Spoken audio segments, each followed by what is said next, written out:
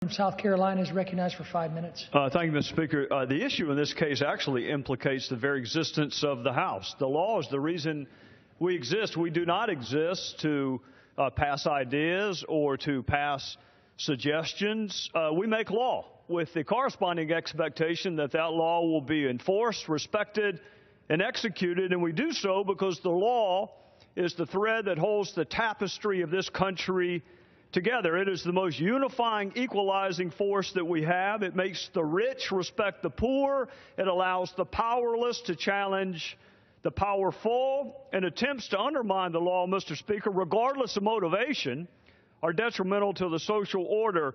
In 2014, President Obama declared unilaterally that almost 5 million unlawful immigrants would receive deferred action under some tortured definition of prosecutorial discretion. I can't help but note the word discretion means sometimes you say yes and sometimes you say no, but of course, the administration has never said no. The court found not a single time has the administration said no, so that's not prosecutorial discretion, Mr. Speaker. That's lawlessness. And you may like what the president did. I take it from some of the speakers that they do, and you may actually wish what the president did was actually law.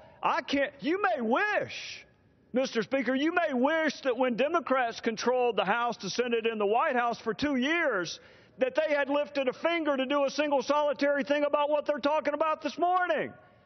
You may wish that. You may wish that all these grandiose policies that we are talking about this morning on the other side, that they'd cared enough about to actually make law when they had a chance, but they did not. And they know now that one person doesn't make the law in a republic. You may want to live in a country where one person makes the law, but that would not be this country. You would have to look for another one. And the president knows this because more than 20 times, Mr. Speaker, he said he could not do the very thing that he eventually did. His power didn't change. The law didn't change. The politics is all that changed, and we should have seen this coming, Mr. Speaker. He warned us on this very floor. He warned us that he didn't need the people's house. He said he'd do it with or without Congress, and many of you cheered when he said that. Many of you cheered because you benefit from the non-enforcement of the law today. But tomorrow will be different. Tomorrow is coming, and tomorrow will be different. Tomorrow you will cry out for the enforcement of the law. Tomorrow you will want others to follow the law. We are here, Mr. Speaker, because this administration violated one law in its haste to allow others to violate yet another law. The administration lost, and then they appealed. So here we are before the Supreme Court. For 10 years, Mr. Speaker, Congress has let the executive branch engage in constitutional adverse possession. Today it's immigration. Tomorrow it will be some other law. And one day, I say to my friends on the other side of the aisle, one day your party may not control the gears of enforcement. One day a Republican president might decide that he or she doesn't like a law and is going to ignore it and fail to enforce it. For more than 2 centuries, Mr. Speaker, the law has been more important than any political issue. It's been more important than any election. It's been more important, frankly, than any one of us. It binds us together and it embodies the virtues that we cherish, like fairness and equality and justice and mercy. And we symbolize our devotion to the law with this blindfolded woman holding a set of scales and a sword. And that blindfold keeps her focus on the law. But I want you to understand this, Mr. Speaker. Once that blindfold slips off, it's gone forever.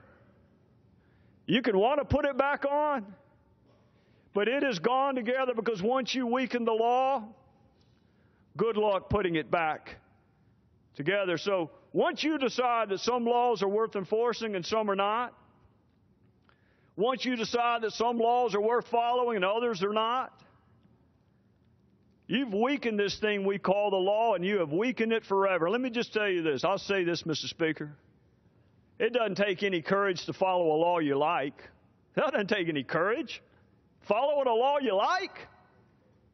What takes courage, which makes us different, is we follow laws even that we don't like. And then we strive to change them legally.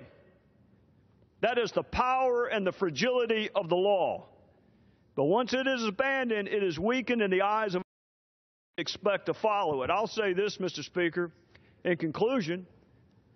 In the oath of citizenship that we require new citizens to take, could I have 45 more seconds? Give the gentleman 2 minutes. The gentleman is recognized for 2 minutes. Thank you, Mr. Speaker. In the oath of citizenship that we require new citizens to take, and I'm sure the Speaker already knows this, and perhaps some of my colleagues on the other side may know this as well, but in that oath, it references the law 5 separate times. 5 separate references to this thing we call the law in the very oath that we want new citizens to take. 5 times in a single paragraph. Mr. Speaker, good luck explaining why new citizens should follow the law when those in power do not have to. Good luck explaining the difference between anarchy and the wholesale failure to enforce a law simply because you do not like it. Good luck stopping the next president from ignoring a law that he or she does not like. If the president can pick and choose which laws he likes, then so can the rest of us. And you have undermined the very thing that binds us together. So be careful what you do today. Tomorrow is coming. With that, I would yield back. Gentlemen,